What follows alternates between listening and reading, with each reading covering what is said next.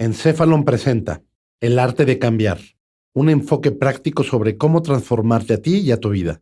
Primer volumen de la serie. Preguntas y respuestas con el Dr. Joe Dispenza, investigador, orador, médico quiropráctico y autor de bestsellers reconocido por el New York Times. Ahora, la sesión número 1, introducción y bienvenida por el Dr. Joe Dispenza. Este CD te dará una mayor comprensión de lo que significa cambiar. El cambio es un concepto interesante porque requiere hacerse consciente, requiere decidir quién quieres dejar de ser, y ese nivel de conciencia exige una cierta cantidad de esfuerzo mental y control. Quiero hablar de la importancia del cambio y por qué deberíamos o desearíamos cambiar y por qué querríamos crear un nuevo yo o una nueva vida. ¿Cuáles son los beneficios? El cambio tiene todo que ver con expandirse. Tiene que ver con desprender ciertos rasgos que hemos memorizado y reaprender nuevos estados, con eliminar el hábito del antiguo yo y reinventar un nuevo yo. Tiene que ver con tu decisión de dejar de pensar, actuar o sentir de un modo predecible. Y esto requiere podar conexiones sinápticas y desarrollar nuevas conexiones. Requiere desmemorizar estados emocionales que se han vuelto parte de tu personalidad y luego reacondicionar tu cuerpo a una nueva emoción o a una nueva mente. Según la neurociencia, tenemos 3 cerebros que nos permiten pasar de pensar, actuar, a ser. El cerebro pensante es la neocorteza y cada vez que aprendemos algo nuevo, se crea una nueva conexión sináptica en nuestro cerebro pensante. Y la neocorteza, ese cerebro ondulado que se ve en la parte exterior, nos permite obtener información de nuestro entorno. Cuando aprendemos algo nuevo, añadimos una nueva puntada a los circuitos que son como un tapiz tridimensional en nuestra materia gris. No basta con aprender esa información, es importante aplicar lo que aprendemos, personalizarlo, demostrarlo. Tenemos que tomar lo que aprendimos intelectual o filosóficamente, el conocimiento que hemos adquirido y ponerlo en práctica, personalizarlo, demostrarlo, cambiar algo de nosotros mismos y cuando lo hacemos, vivimos una experiencia nueva. La experiencia enriquece al cerebro, porque cuando vivimos una experiencia nueva, todo lo que vemos, olemos, saboreamos, sentimos y oímos, nuestros 5 sentidos están recibiendo toda esa información del entorno y eso envía un torrente de información al cerebro, mediante 5 vías diferentes, lo que causa que miles de neuronas se organicen para reflejar el suceso. Estas neuronas empiezan a reflejar el entorno y a producir sustancias químicas que envían señales al cuerpo. Cuando eso sucede, se activa el segundo cerebro, llamado cerebro límbico o cerebro emocional.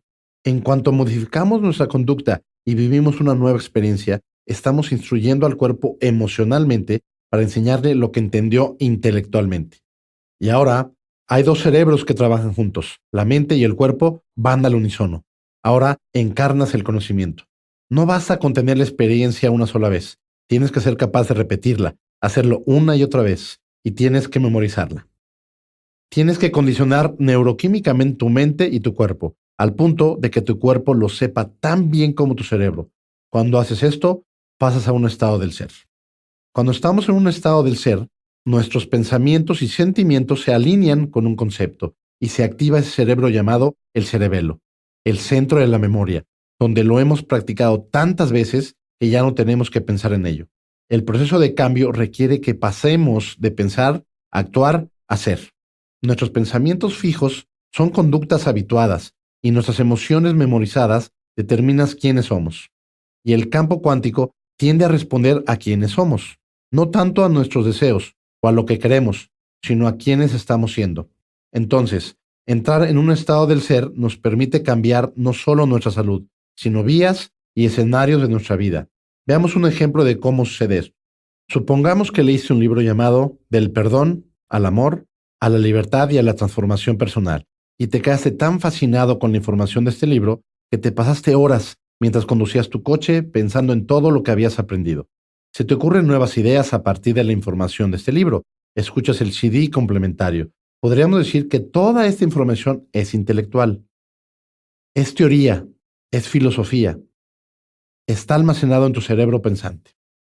Y a medida que repasas esta información, cuando piensas en eso, lo que aprendes, lo que repasas, lo que contemplas, Lo que memorizas en tu cabeza hace que ciertas neuronas desarrollen una relación a largo plazo. Podríamos decir que el concepto de la neurociencia, las células nerviosas que se activan juntas, se conectan entre sí. Significa que estás configurando nueva información en tu cerebro filosóficamente. Has leído este libro, has repasado toda la información e instalaste el hardware para reflejar lo que has aprendido. De hecho, cada vez que pensaste en eso, cada vez que repetiste esos pensamientos en tu cabeza, estabas recordándote a ti mismo y reforzando esos circuitos. Si decimos que cada vez que aprendes algo nuevo, se forma una nueva conexión en tu cerebro, podemos decir que recordar es mantener y sostener esas conexiones. Mediante el proceso de repetición, estás en verdad reforzando esos circuitos para que permanezcan en su sitio por más tiempo que solo unos momentos. Toda esta información está almacenada en tu cerebro pensante y resulta que te han invitado a una fiesta de tu trabajo.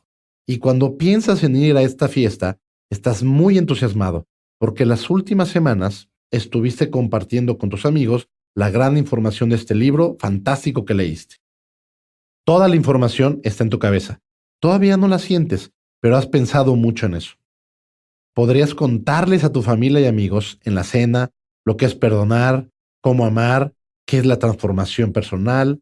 Podrías darle consejos a tu mejor amigo en una fiesta y podrías convertirte en un excelente filósofo, pero sigue siendo teoría. Y ahora que te han invitado a esta fiesta laboral, oyes que uno de tus enemigos, alguien que te traicionó, alguien que te difamó o alguien que te acusó falsamente, va a ir a la fiesta.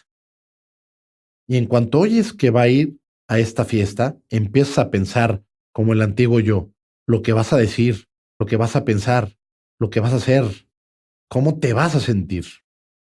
Y mientras piensas de este modo viejo y conocido, de pronto se te ocurre, ¿qué parte del conocimiento, qué parte de la filosofía que aprendí de este libro podría aplicar de verdad? ¿Qué podría demostrar cómo debería cambiar mi conducta y hacer exactamente lo que dice el libro para vivir una nueva experiencia? Es decir, ¿cómo puedo hacer que mi conducta coincida con mis intenciones? ¿Cómo puedo hacer que mis actos equivalgan a esos nuevos pensamientos? En cuanto te sientas en el sofá y empiezas a repasar, a pensar y recordarte a ti mismo y contemplar todo lo que aprendiste, en cuanto piensas de un nuevo modo, fuerzas a tu cerebro a que se active en nuevas secuencias, nuevos patrones y nuevas combinaciones.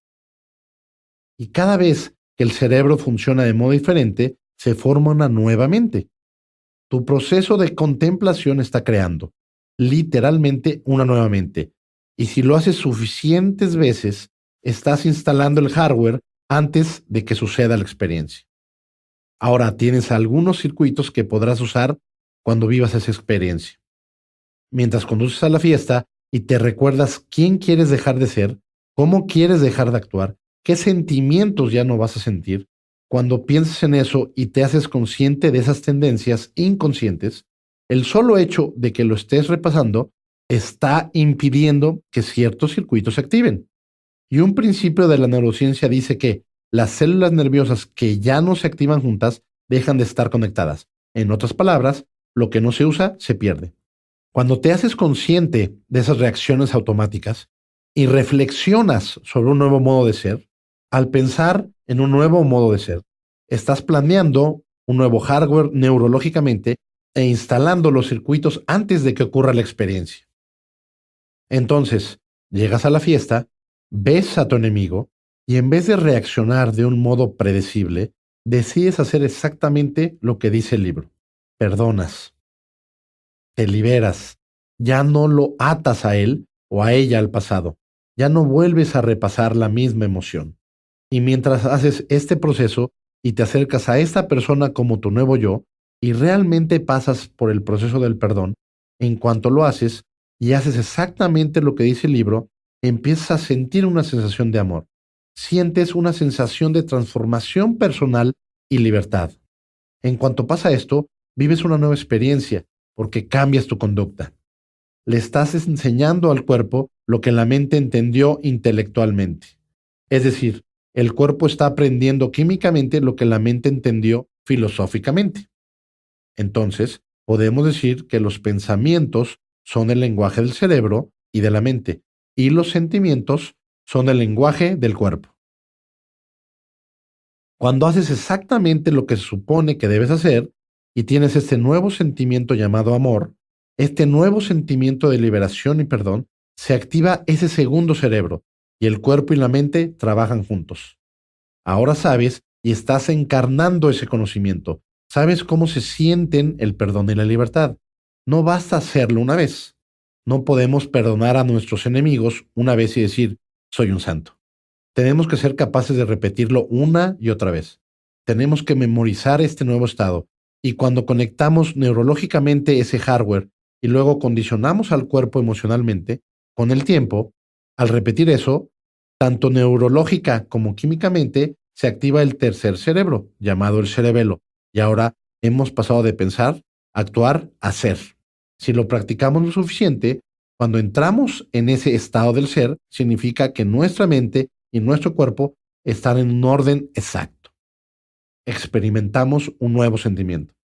Si podemos mantener ese nuevo estado del ser y memorizarlo, podemos decir que en ese estado del ser, cuando la mente y el cuerpo trabajan unidos, hemos memorizado un orden interno tan poderoso que ninguna situación de nuestra vida puede apartarnos de él. Y es entonces cuando en ese estado de ser, el campo cuántico de nuestra vida empieza a fluir como resultado de lo que somos. Entre el 90 y el 95% de lo que somos cuando alcanzamos los 35 años de edad reside en un sistema de memoria subconsciente donde se encuentran la mayoría de nuestros hábitos y conductas. Nuestro deseo natural en la vida es pasar de pensar a actuar, a ser. Y cuando logramos que esos estados mentales llamados amor, perdón y compasión sean tan automáticos como los que nos llevan a nuestra expresión más baja, nos encontramos en una nueva aventura. Nos dirigimos hacia una nueva vida, una nueva realidad. Espero que lo disfrutes. Pregunta número 1. ¿Por qué es tan difícil cambiar? Empiezo con buenas intenciones y luego vuelvo a ser la misma persona y dejo de creer en mí. ¿Es de verdad posible? Hablemos de eso, porque tenemos que entender que existe una fisiología entre el cerebro y el cuerpo. Cada vez que tenemos un pensamiento, creamos una sustancia química. Si tenemos pensamientos grandiosos o ilimitados, creamos sustancias químicas que envían la señal al cuerpo para que nos sintamos exactamente como estamos pensando, grandiosos o ilimitados. Esta cosa etérea llamada pensamiento da vueltas por el cerebro, activa una serie de circuitos, los circuitos liberan sustancias químicas y las sustancias químicas, como mensajeros, llevan la señal al cuerpo de que nos sintamos exactamente como estábamos pensando.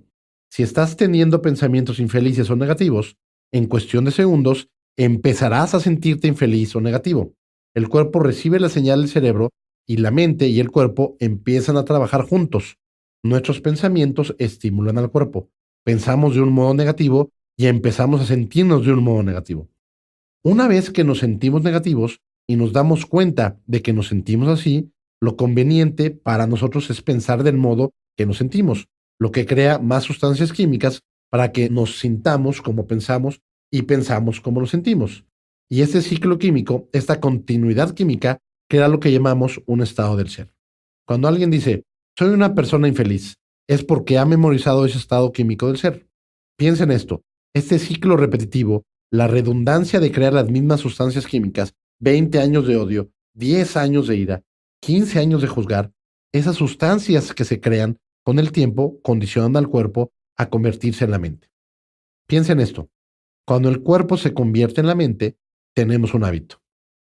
Un hábito es cuando el cuerpo es la mente. Una persona ha activado los mismos pensamientos y estos crearon las mismas sustancias químicas de sufrimiento o de inseguridad. Por ejemplo, la persona tiene pensamientos de inseguridad o de sufrimiento y eso le envía una señal al cuerpo para que se sienta insegura o sufra. Una vez que dice sufro, empieza a pensar del modo en que se siente.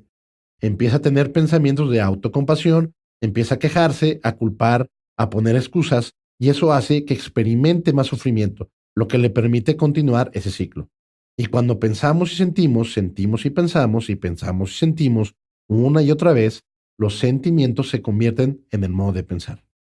Cuando no podemos pensar más allá de cómo nos sentimos, jamás cambiamos. Cambiar, en realidad, es pensar más allá de cómo nos sentimos. Pensemos en esto. Una persona ha memorizado un cierto estado, digamos sufrimiento, porque es el ejemplo que estamos usando. Lo ha practicado tanto, lo ha pensado tanto, lo ha sentido tanto, que se ha convertido en su personalidad, en un aspecto de su personalidad. Y al repetir los pensamientos una y otra vez y repetir los sentimientos, si lo hacemos lo suficiente, condicionamos al cuerpo para que se convierta en la mente. Veamos un ejemplo. Podemos decir, ¿cómo se convierte el cuerpo en la mente? Si vives en un estado mental llamado sufrimiento y has dominado ese sentimiento, el cuerpo lo conoce mejor que el cerebro. Cuando podemos repetir algo tantas veces, lo archivamos en un sistema de memoria diferente, donde el cuerpo literalmente sabe más que el cerebro. Por ejemplo, no puedes recordar un número telefónico con tu mente, pero cuando agarras el teléfono, tu mano es capaz de marcar el número. ¿Cómo es eso posible? Significa que lo has practicado tantas veces que el cuerpo lo sabe mejor que el cerebro. La mayoría de las reacciones emocionales, la mayoría de los estados mentales, la mayoría de las habilidades y hábitos, la mayoría de los condicionamientos residen donde el cuerpo sabe más que el cerebro. Una persona que ha sufrido durante 20 años dice, quiero declarar conscientemente que deseo ser feliz. Pero como el cuerpo ha sido condicionado durante 20 años a ser infeliz o a sufrir, la mente y el cuerpo no funcionan a la par. El cuerpo es el sirviente del amo. El cerebro y la mente son el amo. Si condicionamos al cuerpo para que sepa más que el cerebro, el sirviente se convierte en el amo y el amo se va a dormir. Entonces, cuando afirmamos que queremos consciente y deliberadamente declarar la felicidad, el cuerpo, que ha sido condicionado para ser infeliz, funciona en contra de la mente. Si el cuerpo conoce el estado mental de la infelicidad mejor que lo que el cerebro consciente conoce la felicidad, porque no ha tenido la experiencia, en cuanto el cuerpo recibe un pensamiento aislado del entorno, cualquier estímulo del entorno, la persona empieza a actuar de modo repetitivo. Cambiar, entonces, es quitar la mente del cuerpo y ponerla otra vez en el cerebro. Y eso requiere un acto de voluntad, requiere esfuerzo. Nadie nos dice que cambiar va a ser difícil. Nadie dice, cuando estés en medio del cambio, te vas a sentir incómodo. Pero es verdad, porque cuando empiezas a deshacer la química de siempre, interrumpes la continuidad química de pensar y sentir. Si dices, hoy voy a dejar de sufrir, hoy voy a dejar de sentir pena por mí, hoy voy a dejar de poner excusas y de culpar a los demás, y empiezas a frenar esos mismos pensamientos y acciones de siempre, dejas de crear la misma química que le dabas al cuerpo, y el cuerpo entra en un estado de caos. Se revela, porque ha estado condicionado durante 10 o 20 años y empieza a enviar señales al cerebro y las envía tanto por el sistema nervioso central como por el sistema circulatorio. Si dejamos de tener los mismos pensamientos y de crear la misma química, el cuerpo, de pronto, se da cuenta de que ya no recibe su condicionamiento habitual. Las células del cuerpo se unen y envían una señal al cerebro a través del sistema nervioso central. Yo lo llamo la vía rápida. Cuando el cerebro deja de producir cierta cantidad de sustancias químicas, se activa una parte del cerebro llamada hipotálamo. Es como el termostato del cerebro. Se da cuenta de que ha bajado la química del sufrimiento y enseguida el termostato quiere fabricar más sustancias químicas para que todo vuelva a la normalidad. Yo lo llamo la vía lenta.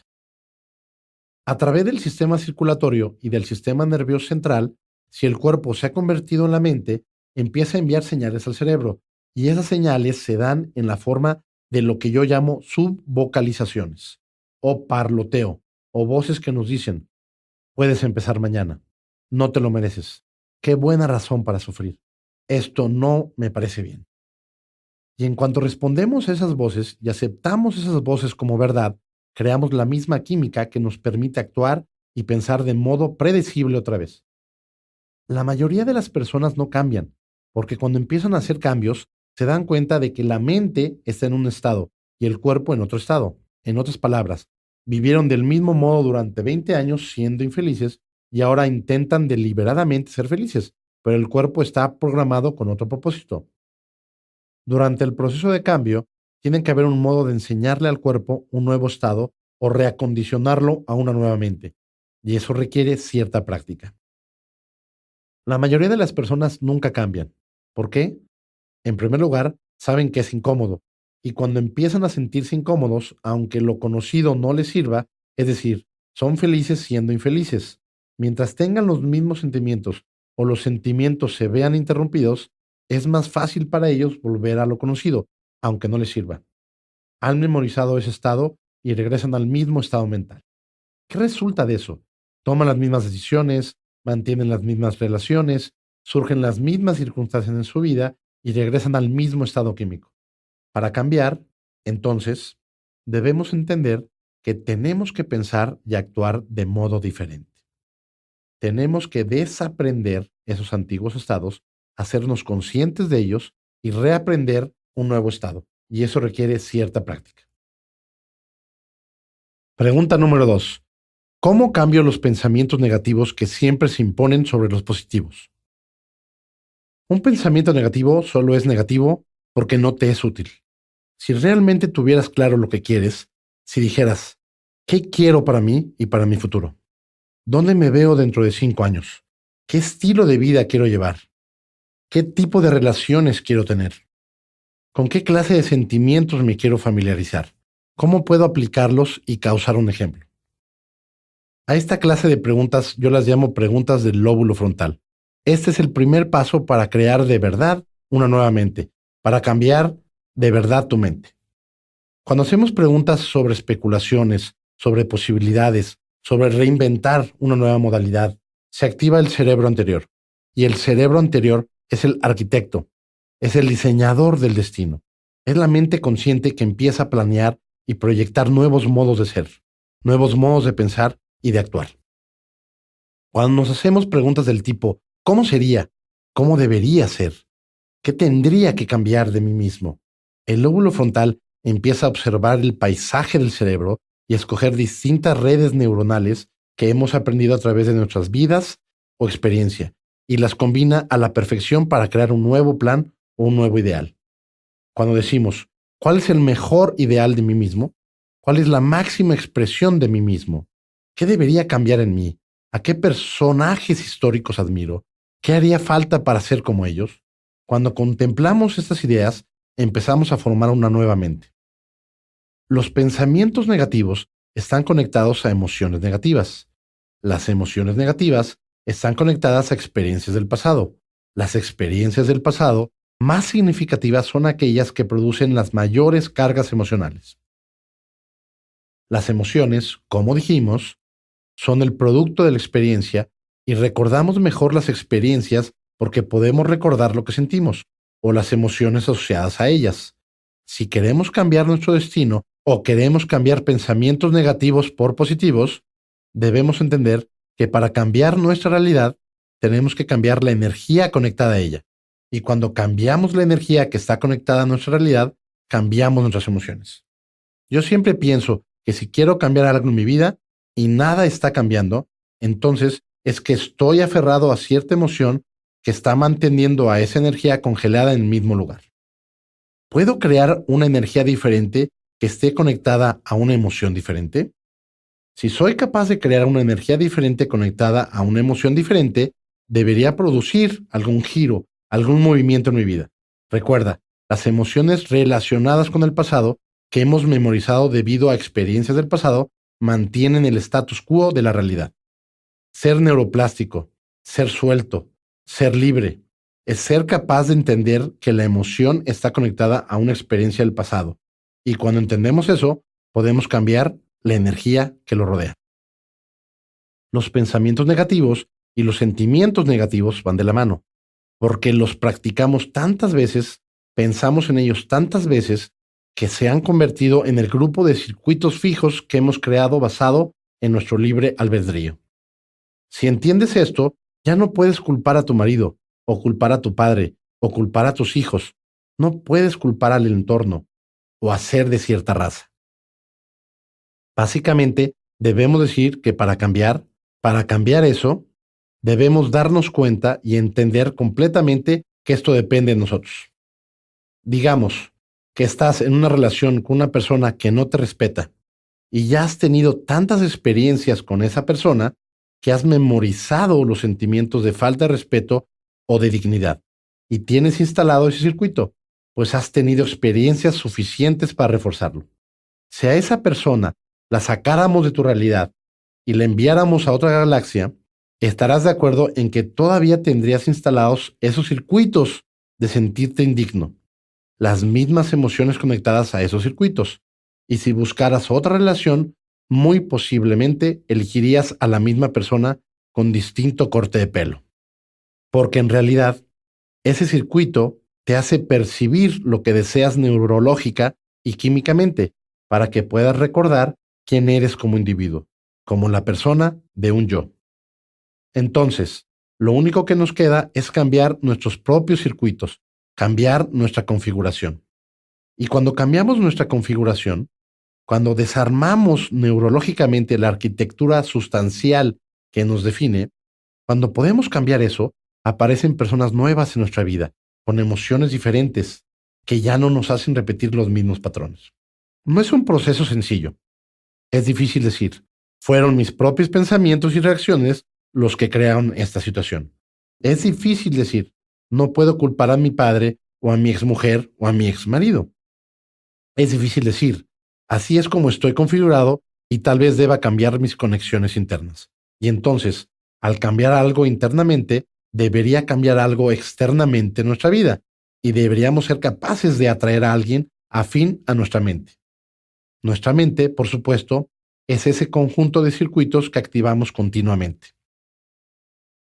Si seguimos creando las mismas relaciones y seguimos creando los mismos sucesos en nuestra vida, eso significa que pasamos de una relación a otra sin ninguna autorreflexión, sin ninguna contemplación, sin tomar ninguna decisión para pensar y actuar de otro modo o cambiar algo en nosotros mismos.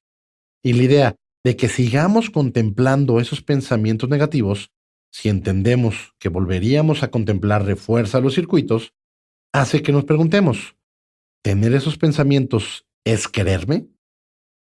Al tener estos pensamientos del mismo modo todos los días, solo estoy reforzando los mismos pensamientos y experiencias y nada cambia en mi cerebro. Y si nada cambia en mi cerebro y el entorno es una extensión de mi cerebro, entonces nada debería cambiar en mi mundo. Entonces, tenemos los mismos pensamientos, realizamos las mismas acciones y esperamos un resultado diferente. Nos hemos dormido al volante. Si no nos gusta nuestra vida o las circunstancias de nuestra vida, tenemos que cambiar nuestro modo de pensar y sentir. Y eso, por supuesto, exige un acto de voluntad, exige repetición y hace falta práctica para poder hacerlo. No es un proceso sencillo. Pero, ¿qué más podemos hacer? Es decir, si no nos dedicamos a la tarea de evolucionar, solo nos queda el mismo grupo de circuitos que heredamos genéticamente de nuestros padres. Si no añadimos nada a los circuitos genéticos que heredamos, acabamos teniendo los mismos pensamientos que nuestros padres, los mismos sentimientos que nuestros padres, la misma conducta que nuestros padres, pues solo estamos usando los circuitos y conexiones que heredamos de ellos genéticamente. Pregunta número 3. ¿Cómo nos deshacemos de los recuerdos dolorosos del pasado? Los recuerdos, los sentimientos y las emociones son producto de la experiencia personal y, por supuesto, cada recuerdo tiene un sentimiento asociado a él. Cuando vivimos sucesos emocionales muy fuertes en nuestra vida, algunos de ellos son devastadores, otros traumáticos. Esos sucesos cambian de tal manera la química interna del cuerpo que tenemos que fijarnos en cuál fue la causa de este cambio. Entonces, identificamos ese cambio interno en nuestro cuerpo con alguna persona, o cosa o lugar, y lo registramos como la causa de que nos sentimos así. Y ese modo de identificar el cambio interno con un estímulo externo del entorno, eso es un recuerdo, ese es un suceso, es lo que hacemos todo el tiempo. No recordamos muy bien las cosas que no son conocidas o rutinarias, porque no cambia nuestra química interna, y entonces seguimos con nuestra vida, recordándonos como lo que siempre fuimos. Cuando nos sucede algo traumático, sin embargo, se incrementa el grado de nuestra continuidad química normal y prestamos atención a ese grado. El problema es que cuando el suceso ya pasó, tratamos de encontrarle sentido y nos preguntamos, ¿por qué pasó esto? ¿Quién hizo esto? Empezamos a repasar el suceso en nuestra mente una y otra vez Y cuando lo estamos repasando en nuestra mente, el recuerdo del suceso produce las mismas sustancias químicas casi al mismo nivel, como si el hecho estuviera ocurriendo. Si continuamos haciendo eso a largo plazo, hay un pensamiento que produce un recuerdo. Ese recuerdo genera un sentimiento. Luego, recordamos el suceso otra vez con un pensamiento y eso genera un sentimiento. Es un recuerdo, un pensamiento y un sentimiento. O un pensamiento, el recuerdo y un sentimiento. Y al repetir esto, pensamiento, recuerdo, sentimiento, acabamos eliminando el pensamiento y el recuerdo y nos quedamos solo con el sentimiento. Ahora, hemos memorizado el sentimiento para que sea parte de nuestra identidad y parte de nuestra personalidad. Y cada vez que recordamos ese hecho, las sustancias químicas asociadas con este hecho condicionan al cuerpo para que con el tiempo recuerde tan bien como el cerebro. Y el cuerpo recibe una señal lo suficiente como para solidificar la mente, el cerebro y el cuerpo, para identificarse con ese trauma. Repetir eso nos permite desarrollar nuestro yo autobiográfico basándonos en sentimientos, y así nos identificamos a nosotros mismos basándonos en sentimientos. Y cuando llegamos a un punto en que debemos cambiar o dejar de ser ese sentimiento, nos damos cuenta de cuánto apego y adicción tenemos a ese sentimiento, pues se ha vuelto parte de nuestra identidad. Lo triste es que a la larga, si seguimos haciendo eso una y otra vez, el cuerpo empieza a saber más que el cerebro, a memorizar ese sentimiento emocional tan bien que ahora el cerebro puede volverse inconsciente y nosotros podemos vivir aceptando que somos así. Y entonces, cuando alguien te pregunta, ¿por qué te sientes así? La respuesta es que regresas al suceso que valida esos sentimientos para poder reafirmar quién eres. El cambio es realmente pensar más allá de nuestro modo de sentir. El cambio es pensar más allá de nuestras circunstancias, más allá de nuestro cuerpo. Y eso requiere una cierta toma de conciencia y esfuerzo mental. Cuando una persona se embarca en el cambio, cuando se decide y dice, quiero dejar de sentirme así, dado que el cuerpo ha sido condicionado durante tanto tiempo que saber más allá que el cerebro, la mente quiere una cosa y el cuerpo quiere otra. Y hay una guerra tremenda entre la mente y el cuerpo. Y como la mente consciente se ha ido a dormir, ya que el cuerpo ha memorizado la situación mejor que el cerebro, típicamente el cuerpo siempre gana. La persona termina volviendo al mismo yo sentimental autobiográfico y nada ha cambiado. Veámoslo de otra manera. Hemos dicho que entre el 90 y 95% de lo que somos existe subconscientemente en una serie de programas automáticos memorizados que repetimos hasta que, con el tiempo, se hace parte de nuestra personalidad. El otro 5 al 10% de lo que somos, nuestra mente consciente, está trabajando en contra de ese 90-95% de programas automáticos que hemos memorizado. Dicho de otro modo, puedes concentrarte con toda tu intención en tener una vida feliz. Puedes pensar intelectual y conscientemente en tener una vida feliz, pero quizá hayas memorizado la infelicidad. Eso es la mente y el cuerpo trabajando en oposición. Puedes rezar por todos tus sucesos futuros. Puedes rezar por un nuevo futuro con todo tu esfuerzo mental y sentirte culpable. La mente y cuerpo trabajan en oposición. La idea es entrar en un estado elevado en donde la mente y el cuerpo trabajan al unísono. Es decir, tienes que entrar en un estado donde empieces a sentir lo que se siente al vivir en ese estado mental. Y en cuanto lo haces, el cuerpo empieza a responder químicamente. Cuando lo estamos sintiendo, estamos fisiológica y químicamente en el estado en el que el cuerpo empieza a responder como si el hecho estuviera ocurriendo. El cuerpo, como mente inconsciente, no se da cuenta de si el hecho está pasando en realidad o si lo estás imaginando en tu mente, porque su único idioma son los sentimientos. Si estás sintiendo la dicha de tu riqueza, si estás sintiendo el gozo de tu éxito, o el amor de tu nueva relación, o la alegría de algo nuevo que pasa en tu vida, tu cuerpo empieza a condicionarse y a responder mientras piensa y percibe que el hecho está ocurriendo. No necesitamos un motivo para sentirnos agradecidos. Nos han hipnotizado para creer que solo un estímulo externo puede hacernos sentir de cierto modo. Lo bello del ser humano es que podemos hacer que los pensamientos sean más reales que todo lo demás. Y como podemos activar esos estados elevados con mucha naturalidad, sin un motivo, sin condiciones externas, nos cambiamos a nosotros mismos y nos adelantamos a nuestra experiencia. De hecho, nos adelantamos a nuestro tiempo. ¿Cómo nos deshacemos de los recuerdos dolorosos del pasado? Yo siempre digo, la mejor manera de deshacerse de viejos recuerdos es crear nuevos. La mejor manera de deshacerse de las asociaciones a hechos del pasado que fueron traumáticos es hacer cosas nuevas y tener nuevas experiencias.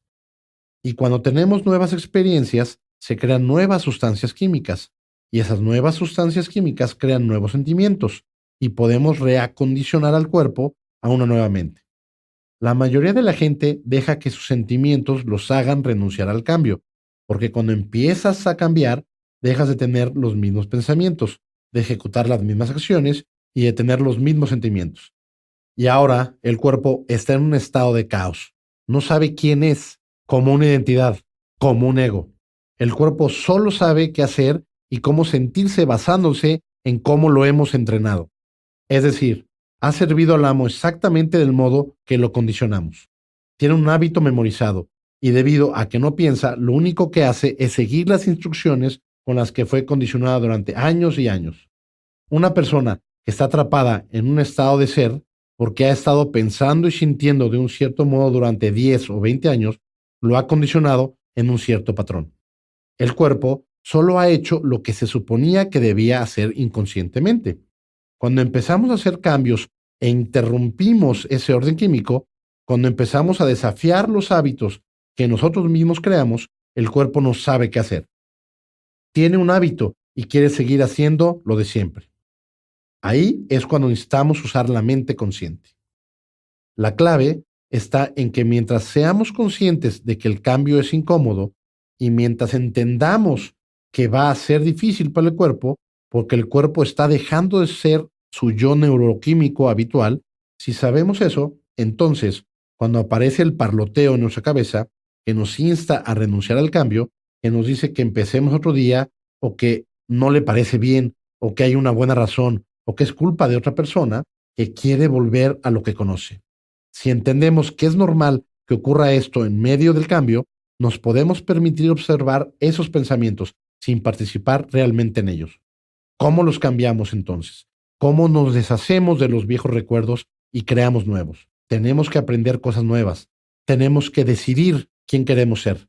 Tenemos que empezar a planear cómo vamos a pensar, cómo vamos a actuar, cómo vamos a sentir. Tenemos que decidir un tiempo de nuestro día, al principio del día, a decidir qué pensamientos no vamos a tener, qué sentimientos no vamos a sentir y qué conductas no vamos a ejecutar. Y ese proceso de contemplar, meditar y autorreflexionar sobre mejores modos de pensar, de actuar y de sentir, como ya dijimos, hace que el cerebro cambie en sí y por sí mismo. Algunas personas han vivido sucesos traumáticos en su vida desde una edad temprana. Sufrieron abuso, o fueron violadas o golpeadas, o vieron actos terribles de violencia. Cuando somos niños, la información nos llega sin editar. No tenemos facultades analíticas cuando somos pequeños y el cerebro funciona en un patrón de ondas cerebrales muy lento. La mayoría de los bebés y niños están en zeta o delta, una actividad de onda cerebral lenta. No hay un proceso de división que forme una barrera entre la mente consciente y la subconsciente, y el resultado es que esos hechos traumáticos van directo al subconsciente, se registran directamente en el cuerpo. El cuerpo los recuerda como reales, porque el cambio químico interno producido por ese hecho condiciona al cuerpo sin darle ninguna conexión analítica. Esos sucesos dirigen nuestros hábitos y conductas y hacen que nos comportemos de un modo que tal vez no entendamos conscientemente. Puedes ver entonces que todos esos años de psicoterapia, todos esos años hablando de ello, aunque lo entiendas intelectualmente, no van a cambiar nada. Existen ciertas técnicas que yo considero muy valiosas. Por ejemplo, EMDR, desensibilización y reprocesamiento por movimiento ocular. Es un muy buen modo de consolidar esos recuerdos traumáticos en sabiduría. Nos permiten reacondicionar el cuerpo y eliminar algunos traumas del pasado. Body Talk, técnica de liberación emocional. técnica de liberación del pensamiento. Todas estas técnicas trabajan con los cambios subconscientes, hipnosis, porque puede que conscientemente quieras cambiar y tener una vida maravillosa, pero si de niño has sido condicionado mediante el abuso, hay programas muy fuertes en tu subconsciente que van a socavar los resultados que quieras tener en tu vida. Esas técnicas que están dirigidas a tratar con el subconsciente o con esos programas subconscientes del trauma, a veces son una gran ayuda porque eliminan los bloqueos que han quedado registrados en el cuerpo. Y entonces la persona se libera y puede empezar a liberar su cuerpo para que pueda sostener a una nueva mente otra vez. Nos deshacemos de los recuerdos dolorosos creando nuevos recuerdos. Y por supuesto, la mejor forma de crear nuevos recuerdos es superar esos sentimientos predecibles y memorizados. Nombra el sentimiento, di qué es, y luego identifica los pensamientos generados por ese sentimiento. Haz una lista. Haz una lista de las conductas y las acciones que realizas cuando te sientes así, para que puedas controlarlas. Observa que otros sentimientos se derivan de ese sentimiento, para que puedas evitar que se convierta en una emoción y luego en otra y en otra. Y una vez que has logrado controlarlos, por supuesto, ahora tienes la opción de elegir otras conductas y otros pensamientos y sentimientos más elevados. Pregunta número 4. ¿Cuál es tu definición de la felicidad? Yo encuentro alegría en las experiencias nuevas, encuentro alegría en la naturaleza, pero creo que la verdadera definición de la alegría, la verdadera definición de la felicidad, es ser libres de las ataduras de esos estados emocionales, de esos estados de supervivencia que hacen que bajemos nuestra frecuencia y nos volvamos más densos en este mundo físico. Vivir en estado de supervivencia es vivir en estado de estrés. Y cuando vivimos estresados, reaccionamos ante el mundo exterior. Y esa reacción hace que el cuerpo pierda el equilibrio, pierda su estado de homeostasis. Eso no tiene nada de malo a corto plazo, pero si seguimos haciéndolo una y otra vez, esos estados de supervivencia activan un sistema nervioso primitivo que pone en marcha emociones como la ira, agresión, odio, juicio, miedo, ansiedad, inseguridad, dolor y sufrimiento y depresión.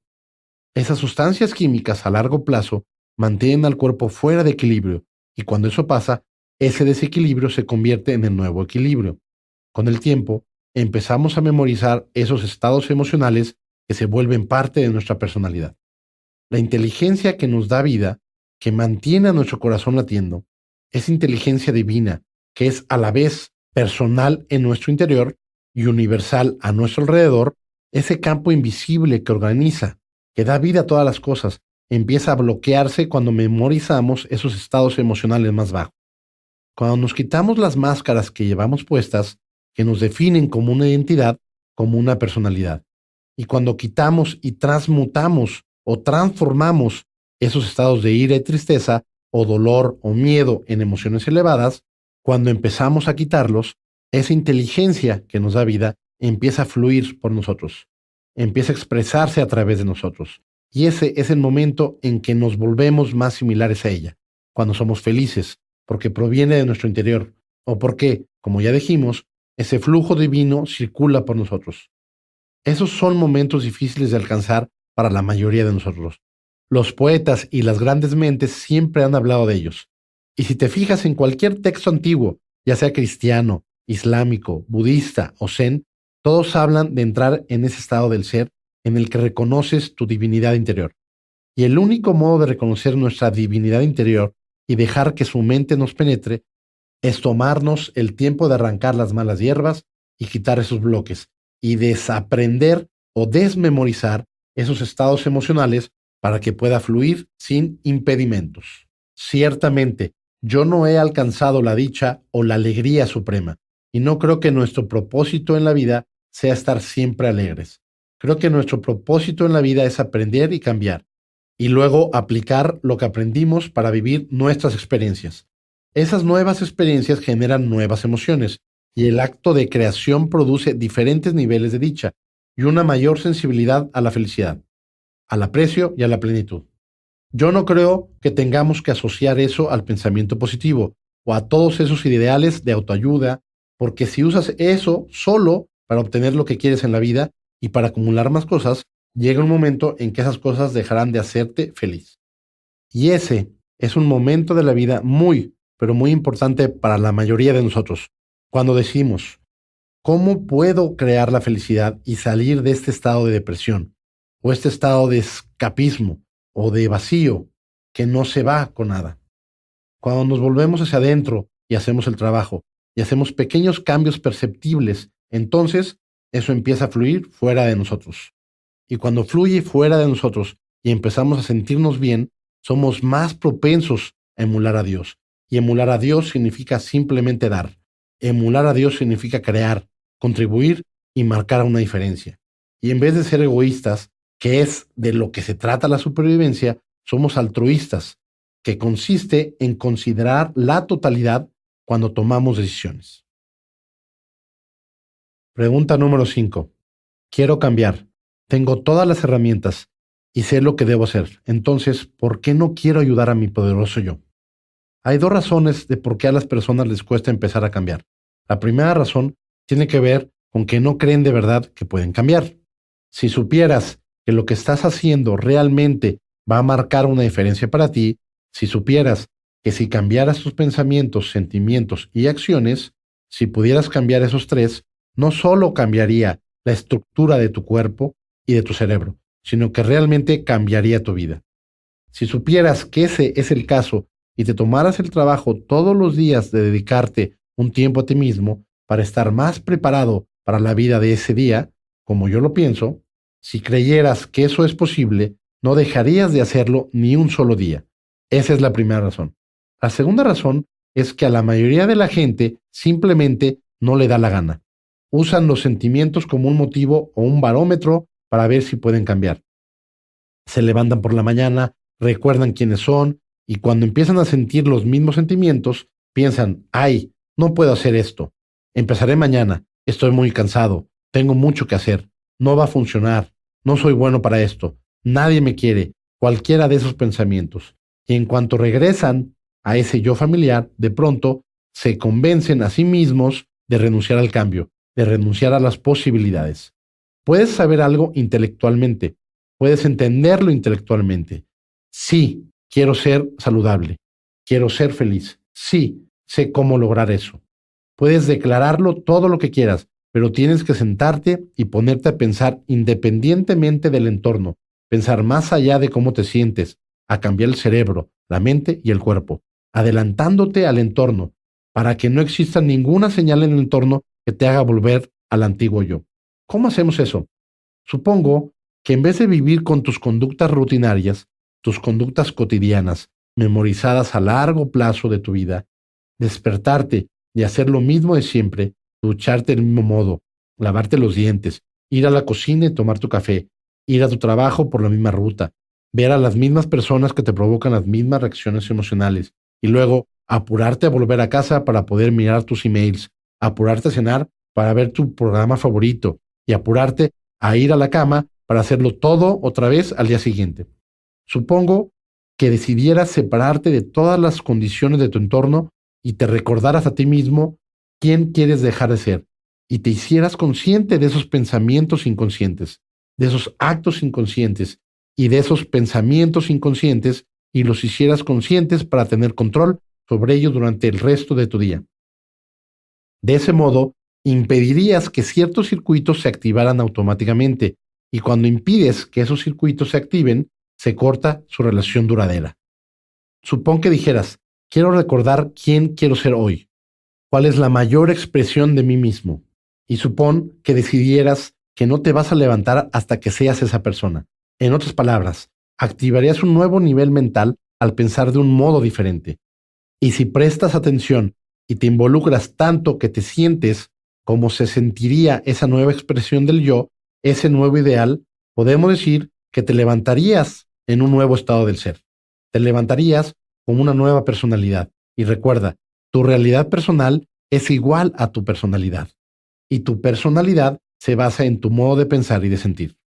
Entonces, al levantarte como una nueva expresión del yo, empezarías a cambiar tanto que ahora el entorno ya no te controla. sino que ahora, por primera vez, tú controlas a tu entorno. Si puedes entender que cambiar es pensar más allá de cómo te sientes, el siguiente paso intelectual que deberías dar es algo que yo hago todo el tiempo, porque viajo mucho, estoy siempre de viaje y con un montón de cosas que hacer. En los primeros 2 minutos de la mañana, yo decido que en casi todo ese tiempo mi cerebro me está mintiendo. Me dice cosas que no son ciertas. Me dice, estás cansado, es demasiado tarde, empieza otro día, tienes muchas cosas que hacer, hay cosas muy prioritarias. Esas son las cosas con las que el antiguo yo quiere familiarizarse, a las que quiere condicionarse. Si logro imponerme a esos 2 minutos y seguir y avanzar y dedicarme un tiempo a mí, al final de ese rato que hago mi trabajo, que me ocupo de mí mismo, me siento tan satisfecho que en realidad no escuché esas voces, no escuché ese parloteo. Esa es la voz del cuerpo-mente. Ese es el cuerpo que hemos condicionado para ser la mente, que no quiere ir más allá de sí mismo y embarcarse en una nueva aventura. Se ha adormecido en la familiaridad y cuando empezamos a hacer cosas, nosotros mismos lo iniciamos. El cuerpo se ha convertido en la mente. La mente consciente trata, con su voluntad, de poner en práctica un nuevo yo, pero el cuerpo-mente, basado en programas que son el 90% de lo que somos, puja en contra de la mente consciente y dice, esto no es una buena idea. Sigue confundido, hazte más preguntas, piensa en modos de analizarlo. Así no tienes que hacerlo. Todo eso es una intelectualización para impedir que la persona se ponga en movimiento. Y da igual que quiera suprimir el hábito de la ira, o el hábito de tener recuerdos tristes, o sufrimiento, infelicidad crónica, irritabilidad, o dejar de fumar cigarros, o dejar el alcohol, o bajar 25 kilos. Es todo lo mismo. Cada vez que nos embarcamos en el cambio, en cuanto decidimos hacer algo diferente, el cuerpo, que ha sido condicionado a hacer la mente, se va a revelar. Va a decir, ¿qué pasa? Esto no es la escena típica. Estoy acostumbrado a que seas una persona despreciable, indigna, insignificante y sufriente. ¿Qué estás haciendo? Va a empezar a hablarte de lo que conoce, de cómo lo hemos condicionado. Si queremos cambiar, debemos entender que ese es el momento de nuestra grandeza. Ese es el momento en que debemos decir, apártate, de ningún modo, déjame seguir. Si podemos hacer eso, cuando nos levantemos por la mañana, ya no habrá tantas de esas voces. No van a estar allí, porque recuerda que el cuerpo es el animal, y ha sido como un caballo acostumbrado a vivir en un corral muy pequeño. Llamemos a ese corral falta de mérito, o tristeza o dolor. Y has montado este caballo tantas veces alrededor del corral que puedes recostarte en el caballo y quedarte dormido, y el caballo seguirá andando alrededor del corral por su cuenta. Al mismo tiempo, lo alimentaste y repetiste exactamente las mismas rutinas. Pero ahora, de pronto dices, vamos, salgamos del corral y demos un lindo y largo paseo. Ese caballo, cuando dé los primeros pasos, no va a estar interesado en seguir las reglas. Tienes que volver a entrenar al caballo, volver a entrenar al cuerpo. Eso es exactamente lo que haces cuando te levantas por la mañana y te dedicas un tiempo a ti mismo. Realmente estás diciendo, muy bien, se va a revelar, yo lo voy a saber y seré capaz de continuar. Pero una vez que pasas las primeras semanas, el cuerpo empieza a responder a una nuevamente, porque has tomado esas decisiones, la decisión de continuar, y el cuerpo tendrá menos cosas que decir porque se está conformando a una nuevamente. Ahora, eres tú quien lleva la batuta. Y lo hermoso es que cada vez que sigues adelante, a pesar de que intentes renunciar a tu grandeza, cada vez que continúas, el efecto secundario es el amor propio. Cuando empiezas a honrarte y empiezas a honrar tu compromiso, cuando tienes una intención, no me gusta usar en exceso la palabra intención. Cuando honras la palabra que te das a ti mismo y dices, ya basta, cuando sigues haciéndolo 2, 3, 4 semanas y puedes mantener esa palabra y tu conducta coincide con tu intención, El efecto secundario es que la falta de mérito desaparece, el sufrimiento desaparece y empiezas a desear hacerlo. Estás deseoso de superarte, estás deseoso de limar las asperezas, de refinar el yo, como si le dieras los retoques a una gran pintura. Y a medida que deshaces esos pensamientos y eres capaz de escucharlos y continuar, estás, de hecho, separándote de ese programa. Al final, empiezas a desprender esos estados emocionales que están interconectados y empiezas a tener impulsos y esa mente nueva empieza a fluir por ti. Y es como uno de esos maravillosos estados mentales que los místicos han descrito a lo largo del tiempo. Y entonces, cuando estás presente, cuando estás amando, amas, cuando estás comiendo, comes, cuando te estás riendo, te ríes. Y cuando estás fuera de equilibrio, estás fuera de equilibrio, pero sabes cómo recuperarlo. Y la vida se vuelve emocionante otra vez. Para la mayoría de la gente es difícil empezar, porque al comienzo hay que ir en contra de la familiaridad de nuestra personalidad, que ha sido condicionada por nuestra propia mente, y la mayor parte de la personalidad existe en esa programación inconsciente que conforma el 90% de lo que somos. De 2 a 3 semanas, si hicieras un trato contigo como un experimento y afirmaras, en los primeros 2 minutos de mi vida, el cerebro me miente porque quiere que regrese a mi antiguo yo. Si continúas y te sientas y haces el trabajo, los primeros días quizá te resulten difíciles. Luego empezarás a conectarte. A medida que te conectes, se hará familiar. Cuando sea familiar, se hará más fácil. Cuando se haga más fácil, vas a estar deseoso de hacerlo. Cuando estés deseoso de hacerlo, se hará más espontáneo. Empezarás a pensar de un modo diferente. Y ese proceso te permite salir del agujero en el que todos, en algún momento, hemos estado. Y cuando finalmente salimos, estamos felices de haber persistido, pese a todas las razones que teníamos para no hacerlo. Así concluye la primera sesión de El arte de cambiar con el Dr. Joe Dispenza. Este programa continúa en la sesión número 2.